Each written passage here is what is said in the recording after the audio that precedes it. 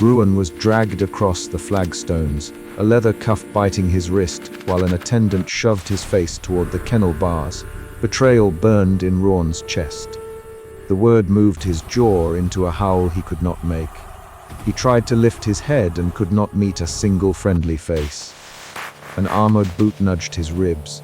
A gaunt dog barked twice from behind iron slats, and the sound spooled through him like a warning. The problem was simple and immediate. He had been accused, displayed, and delivered into the Emperor's punishment garden. The courtyard smelled of burnt straw and iron. The kennel stood to one side, a low stone building with grated windows and a main gate bound in rust. Soldiers walked with the slow, certain step of men who had practiced handling the violent and the scared. His first decisions were not philosophical. He shoved his feet forward when the guards signaled and kept his mouth closed. He counted breaths. He flexed his fingers, searching for the talisman sewn into his sleeve. He wanted to force a bargain, to present proof, to make the public see the wound inflicted by betrayal rather than the crime they'd been ordered to accept. A woman in a rough cloak passed close enough for him to catch a scent of smoke and peppermint. He thought it might be an ally, then saw the bronze seal ring on her finger and understood she was not.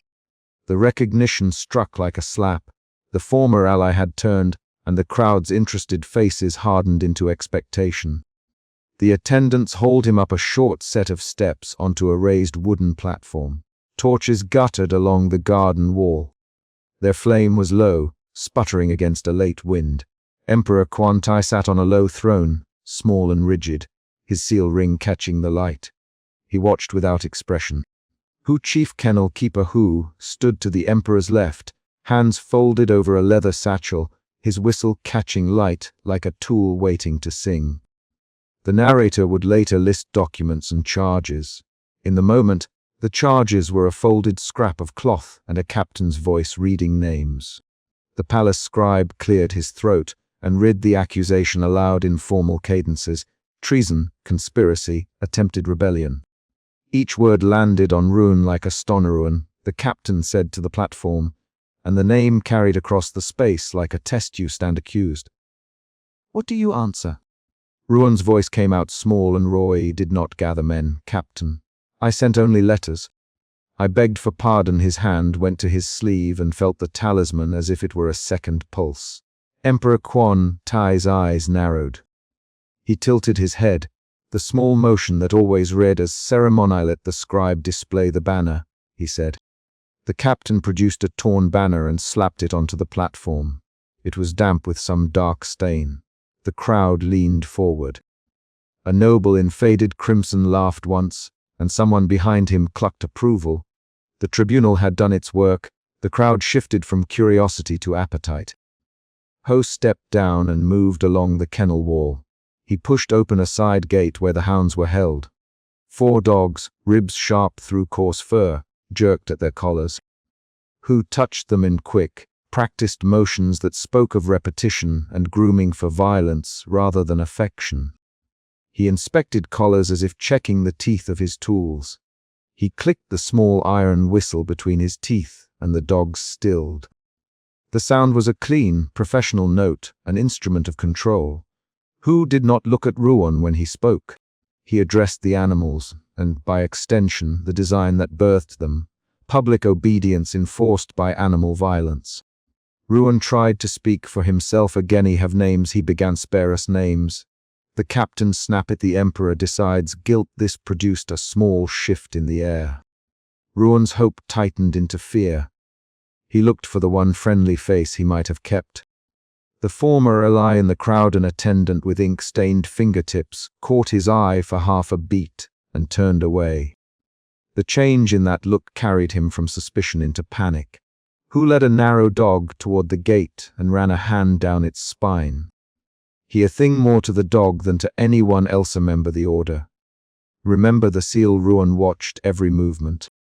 He had lived on guarded spaces before, a council room, a corridor where whispers decided fates.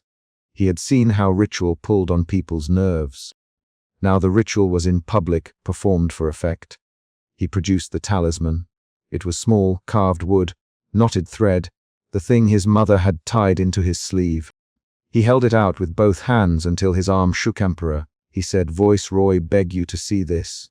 "I beg for mercy, Emperor." Quan Tai glanced at whose mouth tightened into a thin line. There was a silence that was not empty so much as full of measurement. The Emperor lifted a ringed finger and tapped it twice on the arm of his chair. The sleepers of the crowd moved in their seats. The gesture could be taken as deliberation. It could also be the start of the show. Ruan felt the second emotional turn in him, hope fragile, immediate curd into dread, when the Emperor's hand did not move to stand. He stepped forward. "Talisman held high, me life is in your hands," he said. Hu watched his fingers find a rusted latch at the kennel gate. He did not hurry. He liked the delay. He liked the attention of the nobles who would watch the dogs obey on cue. He had trained them to recognize the seal on the Emperor's ring. He had trained his voice to sound like a human instrument. He stepped back and awaited the single, slow clap the Emperor gave when a display was to begin. A junior attendant, young and trembling, took 2 steps toward the platform and then stopped. He had been at Ruan's side once in other times, when favors were exchanged and promises made. His breath came quick. He was not yet a man made hard by routine. He, voice breaking, "Captain, pull him away. Pull him to safety." His hand went to Ruan's shoulder. The captain barked back. "Back, boy. This is not your place." The junior attendant tried regardless. He lunged, catching Ruan's sleeve. For a single instant the audience held its breath. That instant became the mid-chapter cliffhanger. Would the boy succeed, or would the crowd's order crush the attempt? 2 armored attendants seized the junior around the waist and threw him to the ground. A boot landed in his ribs. Hu's whistle shattered the air and the dogs pressed forward, tongues lolling, eyes bright. Ruan felt a hand wrench his arm and push him toward the gate. He barked a sound that was more noise than word. The latch clicked. The opening of it was a mechanical, intimate sound, rust yielding to oil, metal scraping metal. Hu's hand was steady when he pulled. The gate gave. The dogs poured into the yard in a single, practiced surge. They were trained to find scent, to ignore screams, to finish. They moved through space with sharp purpose. They leapt at a man shoved in front of them. The impact was immediate and ugly, a flailing hand, a torn sleeve, a noble's gasp, then the raw sound of animal teeth. Ruan's world narrowed to sensations. A hot, burning pressure in his forearm where something had bitten, straw rasping under his cheek. The metallic taste of blood in his mouth. He tried to pull his talisman higher, to show the Emperor again. His fingers came away smeared. "He tried to speak a name, Ho!" But the sound was swallowed. Hu moved with the calm of someone executing a plan. He whistled once, then again, and 2 dogs backed off to the kennel wall, where he directed them like craftsmen shepherding tools. He reached into the pen and pulled the ceremonial sash free from where it had been flung. He wrapped it around his hand as if tucking away evidence. From the platform a noble shouted, "Stop him." A guard raised his pike and jabbed the air. The captain barked orders that fuzzed into the crowd noise. The junior attendant lay where he was, coughing, clutching a bent shoulder. Ruan writhed and tried to push himself up through a tide of fur and limbs. A guard knocked him with the blunt side of a halberd. He saw nothing but shapes and white teeth. Somewhere in the crush a voice, thin, familiar, said, "Ruan." It broke into him like a hook. He recognized it as the former ally who had betrayed him. The ally's name, Jian, cut through the din. "You brought this on yourself." He spat the words as if expecting applause.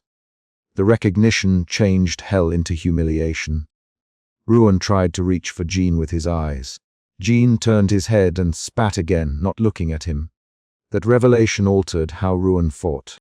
He stopped pleading with the Emperor and fixed himself on the human face that had changed allegiance. In that shift his energy rerouted from begging to understanding. Betrayal, fear, humiliation, these changes moved him in small, concrete motions, a roll to the left, a bite closing on the back of a hand, a reach for the talisman's cord. Who sealed the pen again? The sound came like a verdict, metal closing on metal. He did not look at Ruan when he pulled the gate shut. He only collected the ceremonial sash and tucked it under his arm. The Emperor watched, face as unchanging as carved stone. He tapped his ring once, then twice, and rose from his seat with a motion that announced the end of the performance. A junior attendant who had tried to rescue Ruan now lay gasping, half buried in straw. The captain kicked him lightly and said, "Learn your place. Let the kennel do the work. By dawn the platform bore the marks of the night." A torn banner hung half on a spike, and the straw on the platform was matted, dark in places. A smear of dried blood ran toward the edge.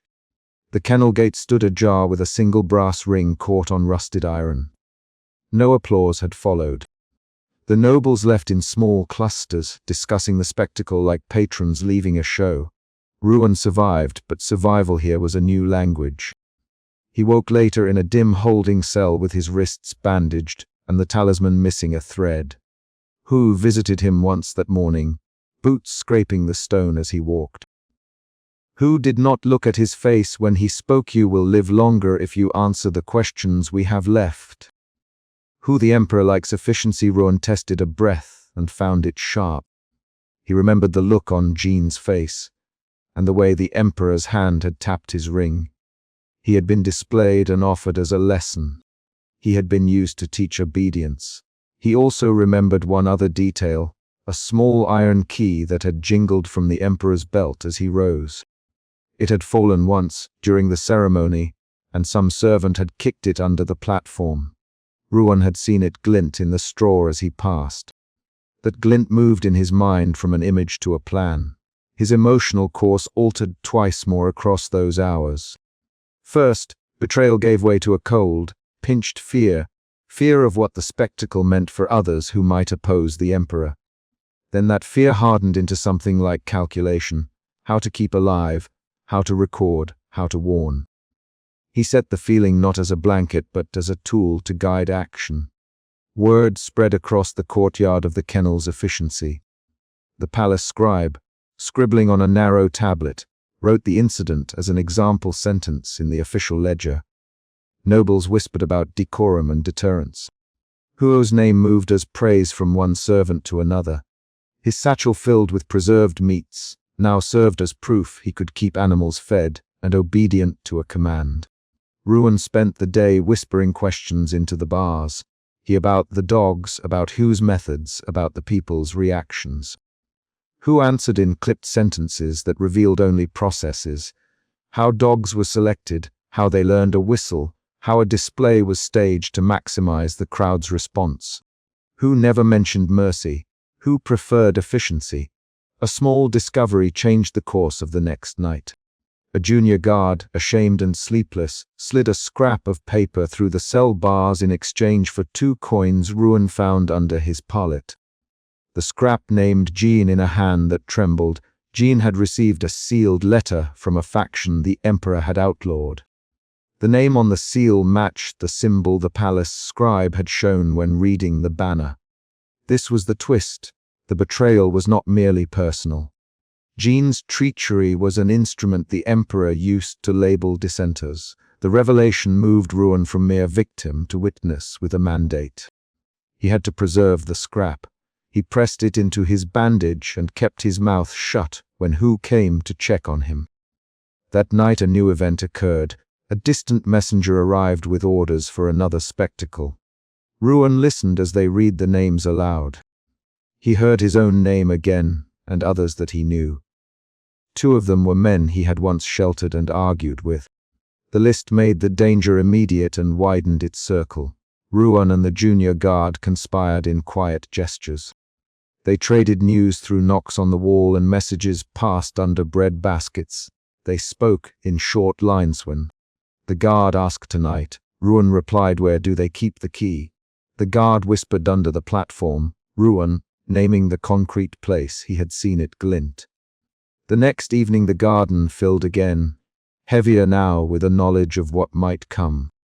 Families of lower servants pushed forward, some with a kind of morbid curiosity, others with fear. The emperor walked the garden's edge like a man testing perfume, his robe trailing faintly. Hu checked collars and snapped leather straps. The dogs paced and smelled. Ruan felt each heartbeat as a metronome for a plan. He had to decide whether to use the key, whether to risk a rescue and ruin a fragile chance to record the emperor's method for later proof. The emotion at his root, betrayal, kept shaping the decision. He thought of Jin's face as he had watched it that night, smug, practiced. He thought of the junior attendant's broken shoulder. At the crescendo of the evening, the captain took the platform and addressed the crowd. He read the charges with his voice polished. The emperor tilted his head, and then he gave the appointed slow clap. Hu's hand found the rusted latch. The dogs lined up, the gate swung. Ruan moved as he had practiced in the hollow hours, a twist under straw, a reach, a hand finding the iron key where it had lodged against a stone. He felt the cool metal and remembered the glint. A shout rose from the crowd. The junior guard lunged to seize the gate from Hu, while Ruan kept his motion small and precise. He shoved the key into the latch and turned. The turn was tiny, mechanical, betraying no intention. It made no theatrical noise. Ho realized something was wrong only when a dog backed off and looked at him, uncertain. He whistled a sharp note, and then another, but his voice sounded different, as if the animals heard a break in the order. Ho grabbed the sash and stepped forward what he said, and in that one syllable the plan met its first failure. Ruan's motion did not free anyone that night. The key turned only enough to jam the mechanism, to slow the gates closing and make the dogs hesitate. The crowd erupted. The emperor barked orders. Hu's hand slapped the gate and a dog lunged past, teeth finding flesh. Ruan was shoved backward and hit his head on a stone. That stall created a new immediate event. The hesitation allowed two attendants at the platform's edge to pull backward and catch a man by the sleeve, moving him out of reach. A noble shouted obscenities. Someone in the crowd screamed. The moment of doubt spread like a crack across glass. Ruan's mini revolt failed to free himself completely, but it produced evidence. A witness from the crowd, a sober-eyed woman who had worked as a scribe's assistant, had seen the key move in the latch and could describe it in precise detail. She later agreed, under whispered threat and coin, to write her observation into a ledger that Ruan could hope would survive at least one day. Huo punished the junior guard more harshly than before. He broke a wrist with a single, controlled blow and left the man moaning. Ho pulled Ruan aside in the cold light of dawn and said, "You made a mess. The emperor does not suffer messy men." His tone was businesslike. Ruan watched Hu leave. He counted small victories, the partial jam, the witness, the ledger scrap tucked into his bandage. He counted losses, the junior guard's broken wrist, the absence of the talisman that had once been comfort, June's coldness. Each count altered the way he moved. The chapter ended at dawn with concrete evidence of what had taken place. The platform sagged under the weight of straw and stains. A torn banner hung limp from a spike. The kennel gate stood ajar, a brass ring snagged on rust. A bronze seal ring had fallen and been lost in the scuffle. Someone found it later and slipped it in a pouch. Ruan lay in his cell, holding the ledger scrap and the witness name in his mind. He had not escaped the kennel's meat and teeth. He had not overturned the emperor. He had done something smaller but real. He had produced testimony and a damaged lock. He had turned spectacle into a record that others might use. The final sight he carried that morning was not metaphor but a detail. The iron latch jammed slightly, a smear of leather oil on its teeth, and a torn piece of crimson sash caught on a nail. That tangible rag of evidence would be his starting point. The gate being left half closed would speak for him if anyone chose to listen. The chapter's emotion route, betrayal, had driven him from pleading to action. He had shifted through fear, a flash of hope, and then into calculation. Two more shifts had occurred inside him, earnest fear to deliberate resolve, humiliation to a cold, tactical patience. He had one clear decision to make next: Find who kept the ledger clean enough to record the key's motion, and hold that witness close until the Emperor's next mistake. The morning ended with servants clearing straw and the kennel gate hanging, not fully shut, its latch still warm from being moved. That was the concrete beat the chapter left on, the gate the ring, and the ledger scrap pressed against Ruan's chest, while outside, beyond stone and wall, the Emperor's court walked away in small, satisfied clusters. The Emperor's palm landed on Lord Shen's cheek with a hard crack. A courtier shouted, "Take him!" Fear tightened in Ruan's chest and pushed his hands to his knees. The gallery lurched into motion. A guard seized Lord Shen's elbow, who stepped forward, leather straps slapping his hip. The immediate problem was clear: speak against the kennel, and you were stripped before the city could forget your name. Ruan pressed his fingers against his thighs to stop them from shaking. He had been in the kennel once before and still felt the grit of flagstone under his palms when he closed his eyes. He pictured the guards hauling him along the courtyard and the cold iron cuff that had bitten his wrist. That memory kept him still now.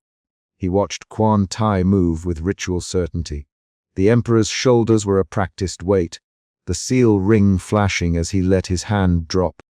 Ruan's fear shifted into a thin, bright suspicion. The Emperor had rid the room, and the slap had been meant for more than Lord Shen. Lord Shen spat up blood. "You will not make a mockery here," he said. "You will not." "Lord Shen," the Emperor said, measured. And then he mouthed the single word that turned the chamber cold. Remove him. A second emotion replaced suspicion. Anger pushed at the base of Ruan's throat. He had learned how anger and fear braided in him. The anger made him watch detail the attendant who hesitated at the doorway, the way Huo's fingers tightened on his leather thong. He let the anger sit where it could be useful. He had promised himself, after what happened in the first spectacle, that seeing would be his duty. They carried Lord Shen down a short set of stone steps toward the garden. Torchlight scraped across their faces. The narrator later noted how the Emperor staged exits like a director, but in the moment Ruan counted the steps and kept the rhythm in his head to stay present. Hugh's boots made a dull thud. A tendon lingered near the arch and slipped a folded scrap toward a courtier's palm. Ruan watched Li's hand, because it moved differently from the others, hesitant, quick, furtive. Outside the audience chamber, the corridor narrowed and the scent changed. Tobacco and wine gave way to animal sweat, straw, and the metallic tang of old iron. The corridor opened onto a terrace above the royal kennel garden. The crowd of invited witnesses gathered there with their sleeves rolled and ceremonial fans held like shields. Ruan's pulse beat against the base of his throat. The emotional current in the room moved from polite curiosity to expectant hunger as the Emperor began to speak. He described deterrence and spectacle in a flat, factual voice. The Emperor's speech was a ritualized threat. He would show what happened to those who opposed the order of things. A servant pushed Ruan forward without meeting his eye swatch. "Witness," the man mouthed. Ruan answered with no words. He had no authority. He had a memory. The gallery's plan had been laid weeks before. Scribes had written orderly lists of guests, and ushers had measured the exact number of straw bales for the viewing terrace. Who had overseen supply lines of small meats and preserved pieces to condition the kennel's dogs for spectacle. The logistics were cold and precise. Ruan catalogued these facts in his mind like a ledger. That cataloguing steadied him. Fear shifted into calculation.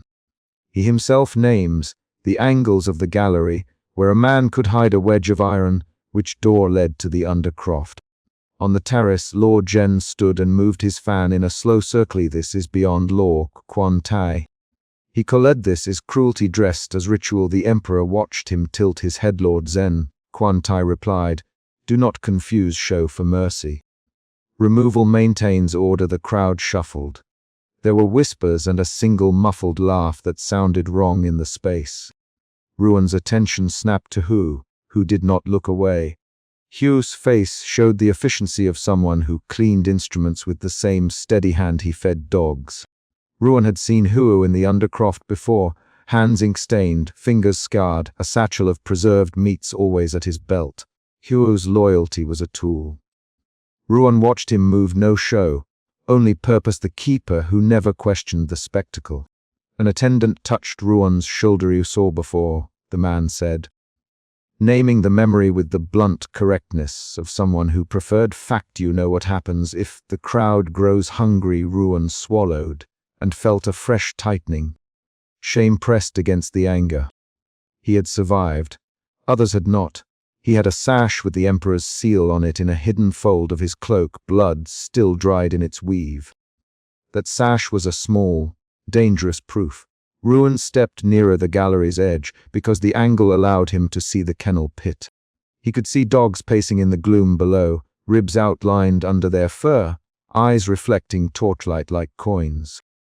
The motif of feral beasts as instruments of control pulsed through the setup. These were trained animals, starved then fed in staged sequences, taught to move like a crowd's visible punishment. He saw the chain hooks where the leashes would be released and the small iron gate that Huo favored.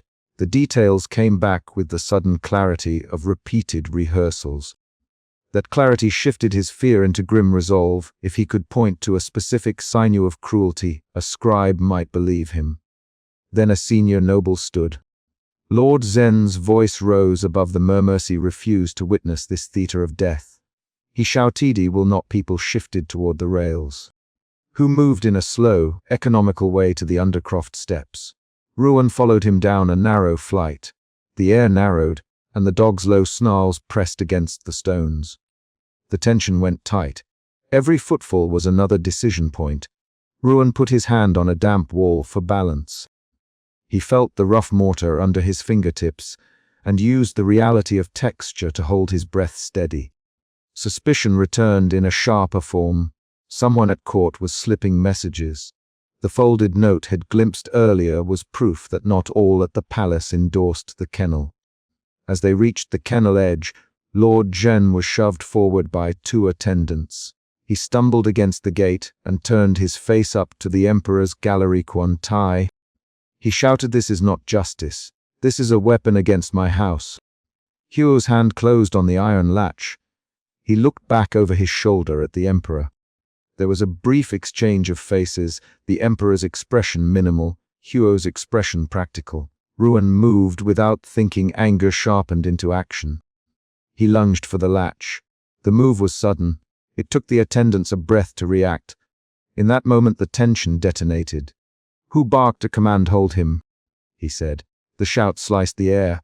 Dogs yelped and strained. Ruan's fingers closed on cold iron. For a second the world narrowed to knuckle and latch. Then a hand, Huo's hand, closed over Ruan's wrist, and it hurt, a twist, a levered jerking pain that slid through his forearm. Ruan felt fear flare, then become something else. Pain focused him, and then rage pushed past it into raw insistence. He forced his foot against a loose stone and tried to wrench free. A handler's knee hit Ruan's ribs. "Ruan, stop," someone shouted. The voice was Attendant Liz, urgent and rough. "Ruan, you'll be eaten." Man. Ruan spat blood and pushed up. Lord Zhen staggered back as a dog lunged. A snarling mass of teeth and wet fur filled the pit for a heartbeat. The Emperor watched from above with slow hands folded. The crowd made room with a hesitant rustle. The spectacle shifted into chaos. There were 3 quick lines of shouting, Huo ordering, Li pleading, Ruan cursing, and then the leash snapped free. A small, gaunt hound leapt at Ruan's calf. He kicked reflexively and heard a yelp. Someone hauled him back by the shoulder. The motion tore at his bandages. A knife glinted at Hugh's belt and he used its haft to strike. Ruan's vision blurred slightly at the impact. When the dogs were finally roped back and the bodies pushed aside, Ruan lay panting on the kennel edge. He tasted iron and straw.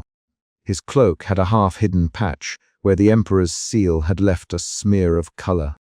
Scribe Miao, who had been taking notes in the gallery, slid down a rope and crouched beside him with a thin leather roll. "Ruan," Miao whispered, voice small. "Tell me exactly what you saw." Ruan's breathing came in shallow pulls. The fear inside him had turned into a brittle, watchful sorrow that felt almost practical. He could use sorrow to make sentence Seshuo released the latch. Ruon, voice Ruo, did it for the signal he named details. The way Huo's thumb had rubbed the ring on his finger, the small iron whistle at Huo's throat, the preserved meats Huo carried in his satchel. Scribe Mao pinched his lip. Write it down. Mao, write every scrap. The court will not forget paper that holds a seal and a name. That plan shifted Ruon's sorrow into a focused intent. He scribed, Mao, will you include the sash? Mao's fingers brushed the blood-stained cloth and he nodded. Outside the kennel, attendant Lai argued in low, quick lines with a courtier who had been whispered into complicity. The whispered note Lai had passed became a thread. It led to a small circle of whisperers who could still act. Li's face was pale and damp. His hands trembled when he spoke. You can't let this pass, he said. They'll do it again. On a larger scale, the courtier answered. No open revolt. We write, we gather evidence. The exchange changed the direction of the evening. The immediate spectacle had ended, but plans were forming in the rubble. Ruon gave scribe Mao the sash and watched as Mao wrapped it in oilcloth and hid it beneath his tunic. That motion was the quiet pivot, a concrete transfer of evidence. Ruon felt a second emotion shift, fear to a cold, rational hope. He was not naive. He knew hope could be a blind thing. But the sash, Mao's careful hands, Li's trimmer, these were physical, actionable facts. A servant dragged a bloodied straw bale toward the cleaning yard. Hu wiped his hands on his apron and then straightened with habitual composure. He walked past the kennel edge and paused only once to study Ruon before turning away. There was a look in Hu's eyes that Ruon had not seen in the undercroft, a brief, almost private recognition, as if Hu knew a cost but accepted it anyway. That look altered Ruon's understanding of Huo from mere instrument to willful participant. The twist changed how Ruon would tell the story later. Hu had agency. In the hours that followed, the palace settled into its tattered order. Survivors were led across the yard. Some were dressed and hidden from the public, others were carried into small rooms to be bandaged. Ruon's bandaged wrist throbbed. He followed scribe Mao through a low arch to a narrow gutter, where the moonlight met the stone. They spoke in tight sentences. They will say Lord Shen ran into danger. Maya, they will say he provoked the dogs. They will say many things. Ruon answered, but the sash and the list will not be argued away. He Maya what he had seen in ordered fragments. Huo's thumb, the whistle, the preserved meats, the exact placement of the gate. Maya wrote, his reed scratching, then looked up and asked, who else saw you seize the latch? Ruon named attendant Li and a young pagesman who had been nearest the steps. Lai returned, breathless. He slid Maya a folded strip. There is a note for Lord Shen's house. Li, it says the next spectacle will be larger, public beyond the court. It names 3 families. The new external event, an explicit threat, forced a fresh decision. The circle around Ruon tightened. Plans were no longer private fear. They became the scaffolding of a possible accusation. Ruon felt the final shift in his emotional landscape that night, a braided movement from fear to anger to a measured determination not to be erased. He made a concrete decision. He gave Mao a list of witnesses and asked Lai to hide him in the scribe's room until dawn. Hide me. He said he will tell this properly. Li's hands trembled when he replied, but he nodded. When Ruon crawled into the narrow scribe room, he did not write a proclamation. He folded his hands and catalogued, in whispered sentences, what each person had done. Quantai staged the order. Hu executed to command. Mao preserved the sash. Lai carried the inked note. Each action was a node. He built the chain in his head because the narrative had to be provable. He could not rely on rhetoric. He needed facts, witnesses, and the seal. The chapter closed not with reflection, but with a concrete beat. A quiet knock at the scribe room door just before dawn. Ruon heard the footsteps and held his breath. The knock came again, sharper. He tightened his fingers on the hem of his tunic and rose to answer, emotion coiled and ready. This knock would decide the next move. Before the sun rose, attendants pulled a blindfold over a high minister's eyes, and shoved him toward the raised platform, and ruin moved with them, suspicion burning like a hot coal under his ribs. The first sentence of that morning was a shout, "Present him," barked a voice from the days. Ruin felt suspicion harden into purpose. The court had staged sentences before, and he had watched the kennel take men who had spoken too plainly. He kept his steps low, palms damp on the leather of his sleeves, and he did not expect mercy. The problem lay plain. The spectacle was not justice but theater, and Ruin had one chance to stop it. Ruin's background was not a matter of proclamation. It showed in how he kept his head low in court and in the thinness of his arms from months in custody. He had been dragged across the flagstones. Once he still carried the whisper of that leather cuff's bite under his skin, so he recognized the choreography that morning guards. A raised dais, the emperor's seal weighed like a threat on a finger.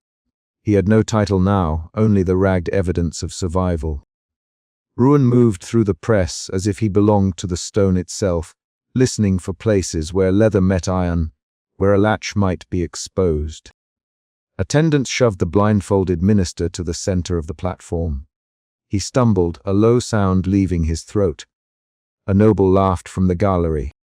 Ruin watched the kennel doors yawning like an animal throat, and thought of the kennel's first spectacle, the way the dogs had been held, and then let down in a slow, measured release. He believed the execution served a pattern rather than law. Suspicion gave him a shape of action. He would cut the latch before the gates opened.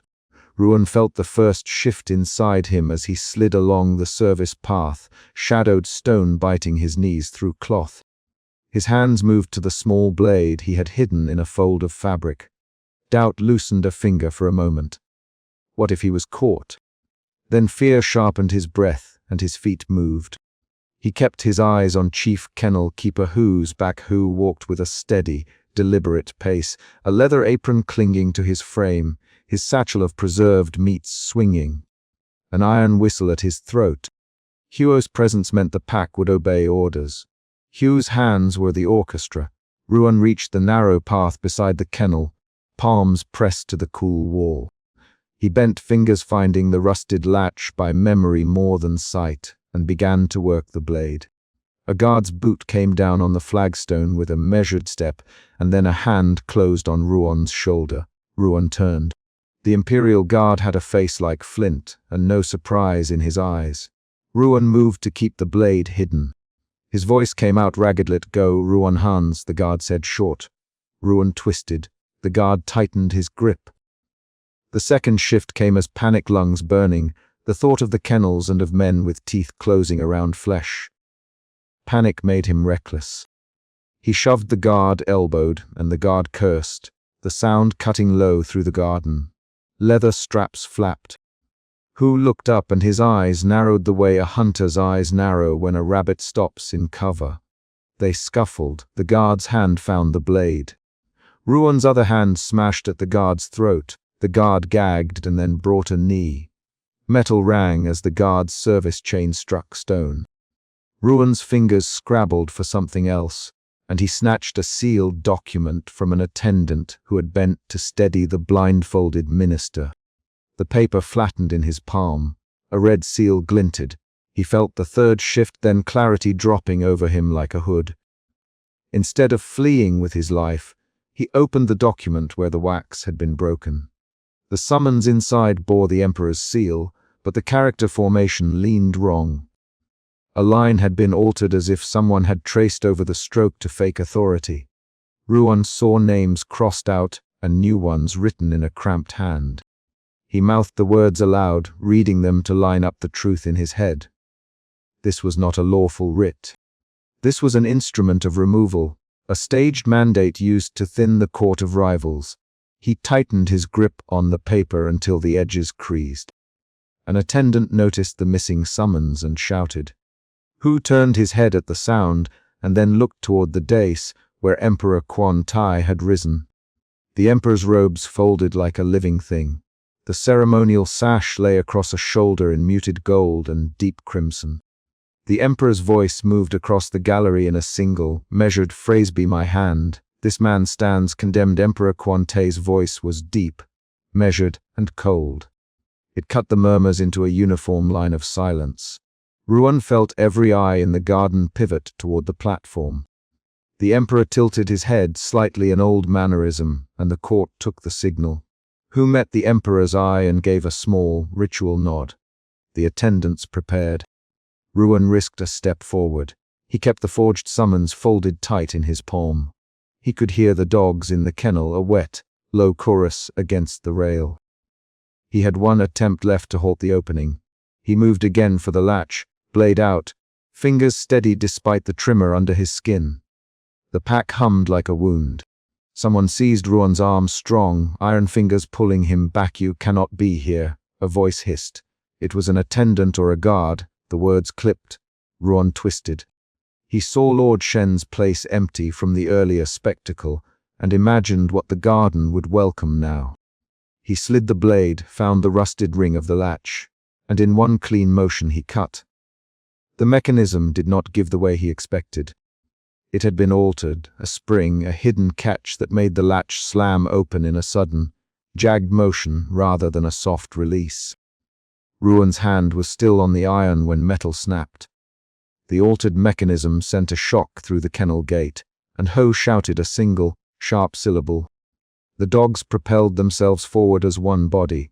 They moved with the cultivated hunger of animals trained for spectacle. Muzzles snapped. Claws struck straw. The pack spilled out of the kennel like a tide, not contained by the intended choreography. For a heartbeat, the pack surged straight for the platform. Ruan's lungs filled with a different kind of fear now, not for himself only but for the blindfolded minister and for the emperor on the dais. He shouted, a raw sound that neither flinched nor planned stop them. He cried, "Ruan, get back!" Hu snapped, his gravelly voice cutting through the chaos as he lunged forward with a tiered leather thong in both hands. Huo's movements were practiced. He had trained the animals, known their shifts, their sudden panics. He reached into the press of bodies and tried to shepherd the pack, whistling a tone sharp as a blade. The emperor's attendants yanked at ceremonial robes. Nobles scattered, their footsteps heavy on stone. The minister on the platform flailed under his blindfold. A hand tore at the cloth. Dogs hit the threshold and then, in a flurry of teeth and snapping jaws, turned toward the nearest movement, toward the dais and toward the emperor himself. Hu's whistle cut twice.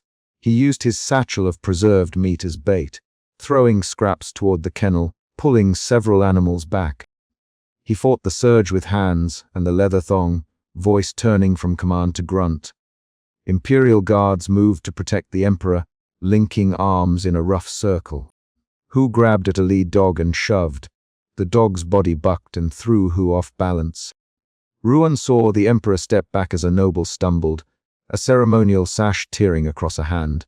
The emperor's bronzed seal ring flashed as it slipped on a knocked wrist. Ruan lunged to help pull the minister away when a dog crashed into the gallery and sent a cluster of nobles tumbling. A ring ricocheted from rough stone and vanished into a pool of trampled straw. The court became a single violent sound, metal clashing, men shouting, the wet rasp of teeth. Hu barked orders that made sense only to the handlers. The pack snapped and tore at cloth and leather. Hu moved like a man who had rehearsed emergency after emergency. He wrenched one animal back by the scruff and slammed its head against a beam. Blood spattered straw and rubbed onto hands. Imperial guards seized the emperor and dragged him down the dais. The emperor's robe snagged, the sash coming free in a long strip of crimson and dust. A guard shouted, "Your Majesty, this way!" The emperor snapped his head, eyes narrow and black and cold. "Hold them." His voice still carried its ceremonial control, but his hands were unsteady when a guard tried to buck the robe back into place. He reached for his seal ring and found only cold air where metal had been. The loss of the ring was not cosmetic. It was a recording of authority, an object that turned orders into law. Its absence was a measure of how quickly ritual could be unseated. Hu fought to collect the animals while guards dragged bodies and folded bodies away. One handler screamed as a noble's arm failed to move.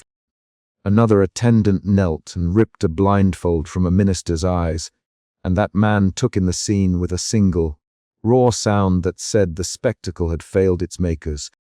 In a cramped stone room off the gallery, councillors and nobles crowded, hands trembling as they examined the torn summons Ruan had dropped when he had rushed to aid the minister. "This is forged," a councillor said, voice sharp.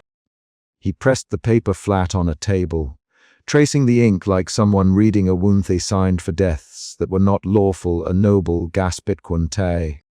"You cannot." Someone grabbed at Hua Ho. "You staged this," councillor demanded, who spat blood and answered in a voice hollow, "and bluntly executed what I was told. I kept the pack in order." Asked the Emperor. Ruan, bruised and holding his talisman, stood in the doorway of the chamber when the accusations began to bloom. He did not speak at first. He watched Emperor Quan Tai stand with robes askew, the imperial seal absent, and heard the tone change around the room from fear to calculation. The fourth shift in Ruan was quieter, and exhaustion folded under resolve. He had not come to be a hero. He had come to show a paper. Found this, Ruan, stepping forward. He laid the forged summons on the table. Eyes flicked to him, then to the Emperor. "It proves the executions were ordered to remove rivals, not by law." Emperor Quan Tai's jaw clenched. "Who carries a blade in the court?" He said. "Who dares to handle my seal?" "I did not touch your seal, Ruan, but this summons lies." A rapid exchange followed. Councillors argued about precedents, nobles muttered about stability. Ho stood with a smear of straw in his hair, hands empty, and a guard cuffed his wrist. A councillor said, "You must answer for the Kennels." Huo's voice remained pragmatic. "He kept order. I followed the Emperor's ritual. The rest is politics." Ruan watched Quan Tai's face. The Emperor's expression shifted from stony control to a flash of something like fear when the seal's absence became clear. The loss of the ring had a practical consequence. The ring's bronze face recorded signings and confirmed edicts. Without it, men questioned which orders were true and which were theater. Outside the Kennel courtyard, attendants began clearing bodies with covered hands. The crowd had thinned to a low, fearful press. Nobles spoke in quick bursts, a string of accusations and defenses. Some spoke the Emperor's name as if to test whether it still held weight. Others whispered about Hu and about the forged summons. Ruan slipped from the chamber and moved toward the alley that led from the garden. He kept his talisman hidden in his sleeve. It was a small carved piece that had not mattered until now, but which felt like a tether. Ruan's last act in the garden was to look back once. He saw Hu led away under guard, his shoulders squared though his hands were chained. He saw the Emperor standing with 2 guards on either side, robes askew and face a pale wash. The crowd's murmurs carried like a current through the stone. Ruan turned and walked into the alley, each step a decision to survive and record rather than to die for a savior's glory. In the alley, morning presses light into a pale, dim gold. Ruan wrapped his cloak tighter and moved with the hollowed gait of someone who had been starved of sleep and mercy. He did not feel triumphant. He felt a brittle aftertaste. The court had been exposed, and the exposure would breed more moves in a game he had only partly understood. He thought of the blindfolded minister's face when it had been pulled away, the moment of recognition, of terror unclothed. That imprint sat like a bruise behind his eyes. Reports traveled faster than men could count. Nobles convened an emergency session. Some called for the Emperor's removal. Others warned of civil collapse. The forged summons, folded and read aloud in a cramped room, shifted what some had believed about the regime's legitimacy. In a low voice, a councillor whispered Quan Tai's name as an accusation and a question. Hu, hauled into a holding chamber, did not plead. He only licked his lips and kept his eyes glassy with a wet, metallic smell of old vinegar. Ruan slipped through markets and back alleys, meeting no one by design. He moved to leave the capital before the arrests widened. He had no desire to be a martyr for a court divided. He wanted his hands to stop shaking. He wanted to write down the facts that morning had given him: the forged summons, Huo's role as handler, the Emperor's missing ring, the way the pack had been trained for spectacle. He would keep records and send copies to those who could not be silenced. At a walled scriptorium a day's ride away, Ruan found a clerk to trust. He handed over a folded piece of paper and asked for copies to be made. He watched the clerk scroll ink over a reed and felt the work of reproduction anchor the truth into the world. The clerk's hands worked in a precise rhythm. Each replica fed a chain that might burn the illusion of safety the court had built. Weeks later, word came back in a string of small, certain messages. Nobles had stripped Quan Tai of the full weight of his ceremonial authority. Ho stood accused of facilitating unlawful executions, and several counselors who had counseled terror were removed from their posts. The court did not end in a single stroke. It unraveled in bureaucratic motions and private deals. Ruan read the news, where he had set himself to watch on a wooden bench under an ash tree, his talisman warm against the inside of his wrist. He heard the last echo of the kennel in the rumor of a lost ring found in a puddle, and in the account of a noble whose sash had been shredded by teeth. The Emperor's public face remained, but the ceremonies meant to bind men to obedience had frayed. Ruan's suspicion had pushed him into action. His fear had forced him to rush. His clarity had told him to show the forged document instead of fleeing with it. His resolve had kept him walking out of the capital with a talisman in his sleeve. He did not believe that justice would be clean or swift. People who prospered under terror do not yield easily. Ruan did not promise himself revenge. He only promised record. He would send his copies further, place them where other men could read, and he would remain a poor man who had watched a kennel revolt into chaos. The final decision of the court was to exile Hu and strip Quan Tai of several titles.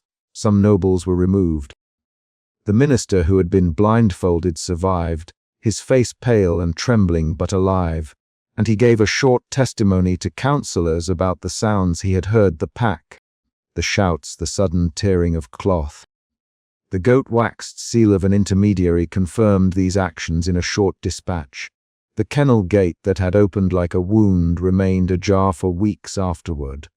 Bones and a single torn banner were found where the pack had roamed. Men who had cheered the spectacles kept their voices lower. Ruan rode with the knowledge that his choice had altered a design built on fear. But he also rode with the knowledge that men would learn to disguise cruelty in new ways.